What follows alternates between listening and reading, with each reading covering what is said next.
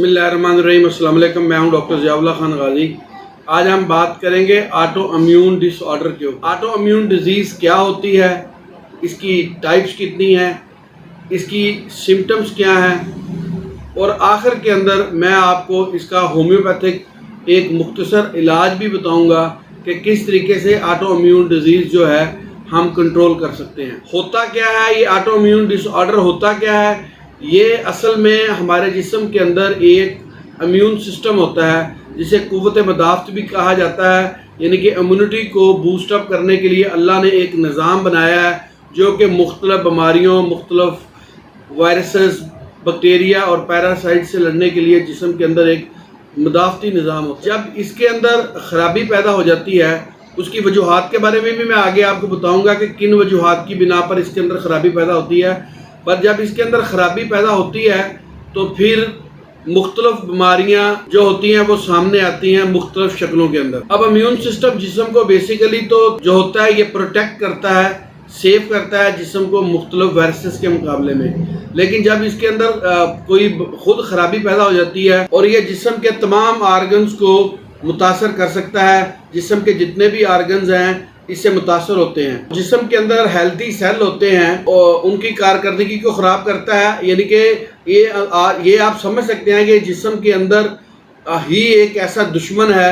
जब ये immune system disorder हो जाता है तो ये जो बाकी अपने इर्द गिर्द के दूसरे खुलियात होते हैं, यानी कि मुख्तलिफ सेल्स या टिश्यूज होते हैं, आर्गन्स होते हैं, उन्हीं को तबाह करना शुरू कर देता है कि जिस्म के अंदर, जिसकी वजह से फिर मुख्तलिफ बीमारियाँ सामने आती हैं। जिसकी कुछ मिसालें मैं आपको दूंगा। वैसे तो बहुत सारी बीमारियां ऐसी हैं जो ऑटो इम्यून डिजीज़ की वजह से होती हैं, लेकिन यहाँ आज हम चंद एक बीमारियों के बारे में जिक्र करेंगे जो बहुत कॉमन है लोगों के अंदर। इसमें सबसे पहली है डायबिटिक टाइप 1, यानी कि इसके अंदर आपका जो लुबलुबा है वो ख़राब हो जाता है, जिसकी वजह से प्यास ज़्यादा लगती है, पेशाब बहुत ज़्यादा आता है, वज़न तेज़ी से गिरना शुरू हो जाता है और जिस्म में कोई इन्फेक्शन वगैरह भी हो जाता है। दूसरा जो इसकी वजह से है वो है ग्रेव डिजीज़, यानी कि इसकी वजह से जो है थायराइड ग्लैंड मुतासर होते हैं और इनकी कारकर्दगी के अंदर फ़र्क आता है और ये हार्मोन्स या तो बनाना बिल्कुल छोड़ देते हैं या बहुत ज़्यादा हार्मोन्स बनाना शुरू कर देते हैं, जिसकी वजह से जिस्म का मेटाबॉलिज्म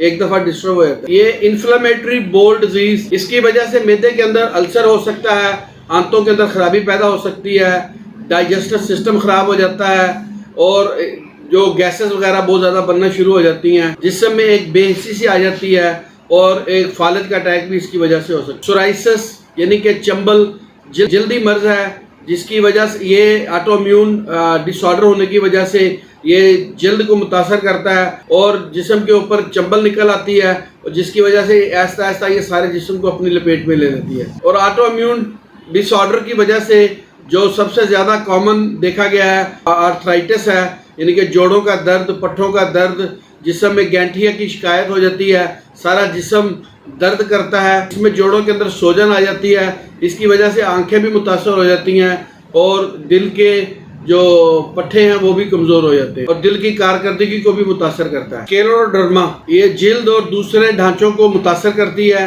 जिल्द के ऊपर मुख्तलिफ किस्म के निशानात बन जाते हैं और ख़ास तौर पे ख़वातीन के चेहरों के ऊपर ये लाल कश्ती नुमा दाग निकल आते हैं। इसकी वजह से जिल्द बहुत ज़्यादा सख्त हो जाती है, इसको जिल्द का अल्सर भी कहते हैं। सिस्टीमिक ल्यूपस अर्थीमिटोसिस और जिस्म के किसी भी अज़ा को ये मुतासर करता है और पूरे निज़ाम। इसकी अलामात में जोड़ों के अंदर सोजश, बुखार, वज़न में कमी और चेहरे के ऊपर दाने वगैरह निकलने होते हैं।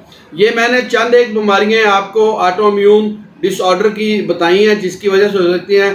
वैसे तकरीबन एक रिसर्च के मुताबिक 80 के करीब ऐसी बीमारियाँ हैं जो कि ऑटो इम्यून डिजीज़ की वजह से लगती हैं। चंद एक जो हमारे यहाँ बहुत ज़्यादा कॉमन है वो मैंने आपको बताई हैं। अब हम इसके कॉजेज़ की बात कर लेते हैं कि किन वजूहात पे होता है। तो इसके ऊपर अभी रिसर्च जारी है कि वजूहात की बिना के ऊपर ऑटो इम्यून डिजीज़ होती हैं, लेकिन चंद एक जो ख्याल की जाती हैं उसके बारे में, एक जेनेटिकली यानी कि ये आपको बाई जीन्स भी ऑटो इम्यून डिजीज़ हो सकती है, दूसरी एनवायरमेंटल है, माहौल की वजह से भी ये आपको ऑटो इम्यून डिजीज़ हो सकती है। और इसके अंदर एनवायरमेंटल फैक्टर हैं, यानी कि बहुत सी ऐसी जगह होती हैं जो बड़ी कंजस्टेड होती हैं, तंग जगह होती हैं जहाँ पर सूरज की रोशनी सही तरीके से नहीं पहुँच सकती, ख़ास तौर पे ख़वातीन बहुत देर तक जब रोशनी में ना आए, सूरज की रोशनी में ना आए, या ऐसे मज़दूर जो कारखानों में काम करते हैं और वो बंद जगहों पे रहते हैं और उनका ज़्यादातर वक्त 18-18 घंटे वहीं पे गुजर जाता है, उनको ये ऑटो इम्यून डिजीज़ हो सकती हैं। एक रिसर्च के मुताबिक ऑटो इम्यून डिजीज़ से ज़्यादातर ख़वातीन मुतासर होती हैं। किसी इन्फेक्शन की वजह से भी ऑटो इम्यून डिजीज़ हो सकती हैं,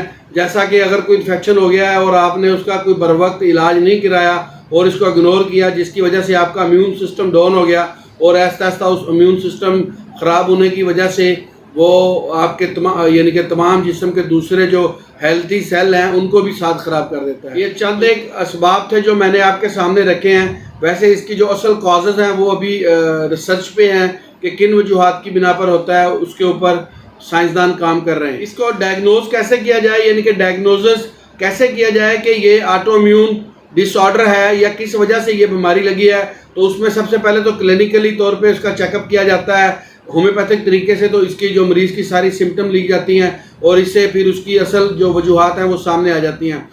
लेबॉरेटरी के थ्रू भी इसका एग्जामिन किया जाता है कि खून का जब टेस्ट वगैरह नमूने मुख्तलिफ लिए जाते हैं तो उसमें भी ये चीज़ सामने आ जाती है और पेशेंट की मेडिकल हिस्ट्री पूरी ली जाती है। उसके अंदर इससे डायग्नोसिस किया जाता है। बायोप्सी एक टेस्ट है, उसके ज़रिए भी पता चल जाता है कि ऑटो इम्यून डिजीज़ है या किसी और वजूहात की बिना पर हुई है। अब हम सबसे ख़ास इसकी ट्रीटमेंट की तरफ बात करते हैं कि कौन होम्योपैथिक के अंदर इसकी ट्रीटमेंट क्या है और किस किस्म की मेडिसिन जो दी जाती है।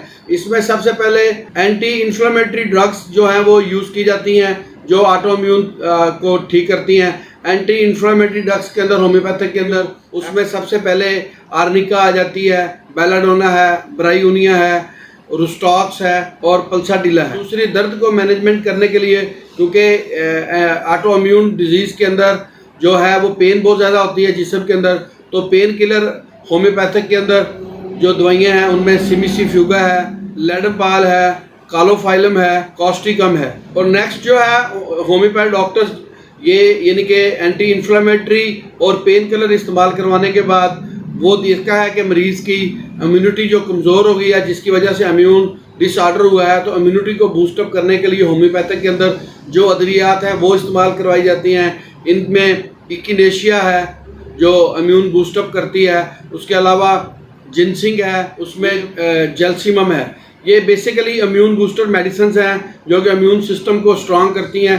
लेकिन जो भी ये मैंने आपको अद्वियात बताई हैं, इन तमाम अद्वियात की मुख्तलिफ अलामात होती हैं। जब आप होम्योपैथ डॉक्टर से रब्ता करते हैं तो वो आपकी अलामात के मुताबिक आपको दवाई इस्तेमाल करवाता है जो आपकी मेडिसिन होती है ऑटो इम्यून डिसऑर्डर होने की वजह से।